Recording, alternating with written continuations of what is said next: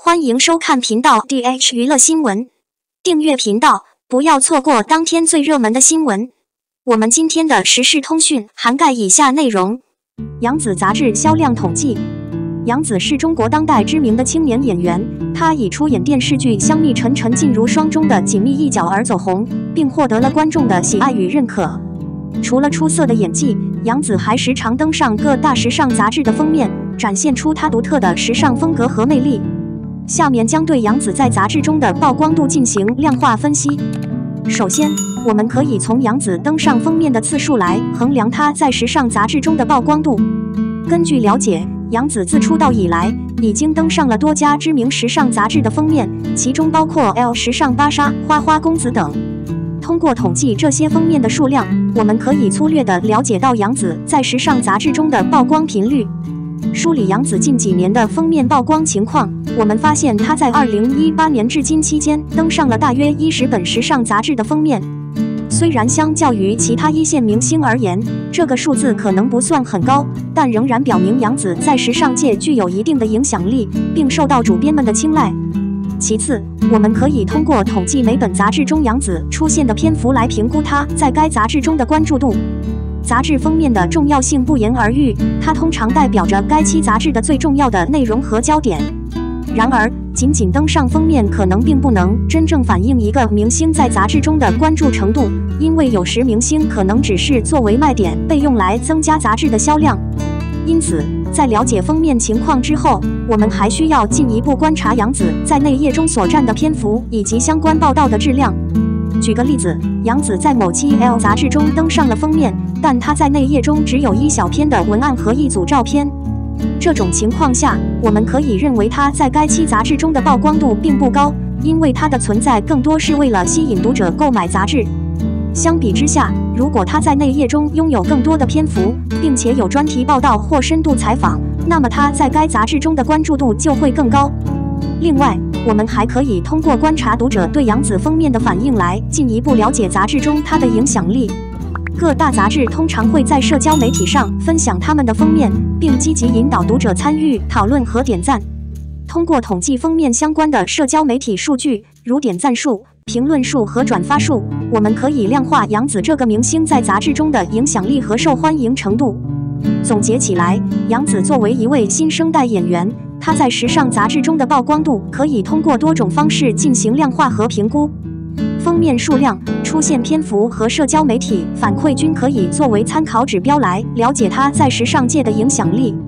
然而，这些数据只是对杂志曝光度的粗略估计，还需综合其他因素进行综合分析，如杂志销量、品牌合作等。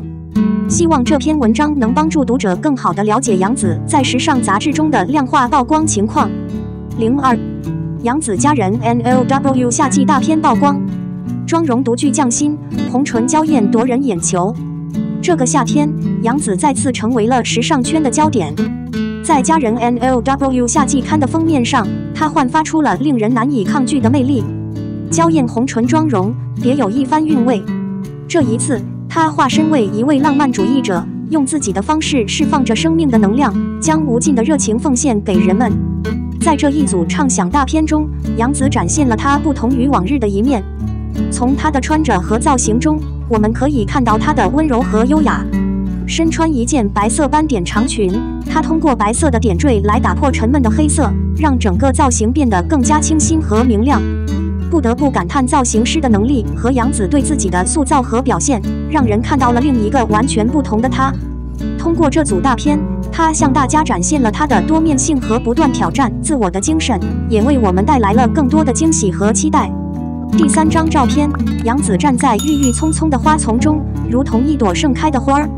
她的眼神中透露出无尽的柔情和细腻，宛若春水般柔软温润。这样的她，让人不禁想要靠近，与她分享爱和美好。杨紫一直以来展现出优秀的演技和亲民的形象，在荧屏上深受观众喜爱。她与鲜花相伴的样子，更是让人感受到她温柔的一面。站在花丛中，她仿佛是花中的一份子，与大自然融为一体。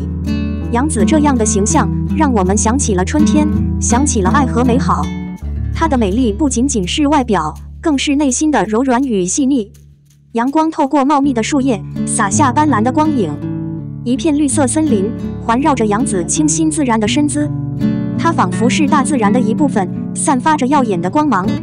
在这片绿色的海洋中，她格外耀眼，仿佛一个自然的女神。杨子身穿一件红色大长裙，应景夏至来临，采用如此鲜艳的大红配上娇艳红唇，给人一种非常激进的气质感。如果不是知道杨子的为人，可能都觉得这是一朵带刺的玫瑰。而在背景中是一片茂密的绿色森林，阳光透过树叶的缝隙，洒下斑斓的光影。杨子的身姿在这样的环境下显得格外清新自然，仿佛是大自然的一部分。她的光芒在这片绿色的海洋中愈发耀眼。这个夏天，杨子不仅仅是一位演员，更是一位时尚女王。她用自己的独特魅力，向世人展现了一种不一样的美丽。她的红唇妆容别有一番韵味，散发出一种令人难以抗拒的诱惑。她的精神状态也得到了完美的展现，散发出一种舒适和温馨。这样的杨子，美丽到令人心醉神迷。02玉骨遥告诉我们，当黑粉无从下手时，只能把女主当软柿子捏。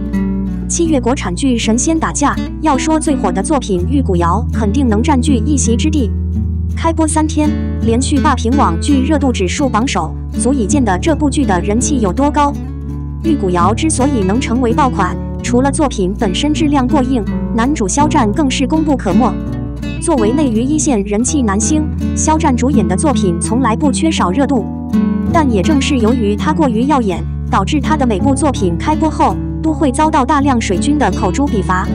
比如说前不久收官的《梦中的那片海》，作为一部央视主打和认可的年代剧，依然没能逃过水军的黑手。他们为了诋毁这部作品，可以说是无孔不入，从男主到女主，从配角到剧情，甚至连最后的大结局都不放过。但身正不怕影子斜，观众的眼睛是雪亮的。梦中的那片海不仅取得了不俗的收视率，还获得了7.6的评分，可谓实至名归。而随着玉骨遥的空降，水军们又开始蠢蠢欲动了，但这一次他们碰到了硬骨头。梦中的那片海，你可以对肖战指手画脚，说他原声没有北京味，外形没有军人气质。但在仙侠题材，肖战的颜值绝对是天花板级别，一袭白衣从天而降，俊朗的五官，温润如玉的气质，字正腔圆的台词，这样的男主简直就是小说中走出来的。特效和画面完全可以用惊艳来形容，实景拍摄加后期制作，每一帧都能看到经费在燃烧。对比隔壁那家的夜游即视感，孰优孰劣一目了然。玉骨遥的剧情摒弃了三生三世、相爱相杀的传统套路，男主石影背负血海深仇，却只能忍辱负重，明知女主是他的劫难，却不忍伤害，置之死地而后生的主线故事非常有突破性。至于配角，曾黎、韩栋、张双立、陈子涵、何晟铭等演员都是公认的实力派，演技全部在线，你无论对谁下手都站不住脚。由此可见，玉骨遥的剧本、画面、演员阵容可以说是无懈可击。最终，黑子们只能把攻击的矛头指向了软柿子任敏。诚然，任敏的古装造型不是特别惊艳，但她天然的五官对比那些烂大街的网红脸，你觉得谁更自然一点呢？而且，任敏自带的少女感和古怪精灵的气质与原著人物相当贴合，把朱颜天真倔强、重情重义的性格拿捏得相当不错。但黑粉却不这样认为，为了拉低玉骨遥的下限，随手截几张女主的动态表情图就开始大放厥词。有人说女主长得丑，有人说女主脸肿，有人说女主和男主毫无 CP 感，有的更是毫无底线的开始了人身攻击。我想任何一个有理智的观众都不会这样去诋毁演员，良言一句三冬暖，演员和观众之间应该是互相尊重。最后你会发现，所有的差评都必须带上女主，否则就好像你很不专业的样子，足以见得这些黑子们有多么心虚。因为女主的颜值不能让你满意，你就给这部剧1星，全盘否定所有主创人员的付出，这是一个正常观众的三观吗？说到仙侠剧女主，很多女演员的古装造型其实都不出彩，但最后她们主演的作品却获得了不少观众的认可。比如说，从前有做《灵剑山》中的张荣荣，一开始也劝退了很多观众，但6集过后，你会发现女主的演技实在是太可爱了，最后反而越看越香。千古绝尘大家都知道吧？还没开播就被女主黑粉各种打低分，导致很多观众都错过了这样一部好剧。周冬雨当年被吐槽身材小、哭戏丑、没气质，但她却用演技回击了所有人的质疑。白鹿在《长月烬明》中的造型够好看了吧？但哭戏仍然失去了表情管理。其实无论多么漂亮的女星，在动态表情时都能截取到丑照，正是这一点就被某些人别有用心抓住了机会，无限放大一个演员的缺点，导致很多还没入坑的观众被劝退。如果你用心看了任敏在剧中的表现，她的颜值虽然称不上倾国倾城，但也不至于成为拖垮整部剧的存在，演技在剧中更是可圈可点。在这里也希望大家不要被那些没有道德底线的网络水军带节奏，一部好作品还需要我们大家共同来维护。我们的新闻部分文此结束，欢迎把你们的想法留在评论区，大家一起讨论一下。欢迎，也别忘了帮我点个赞加关注谢谢大家。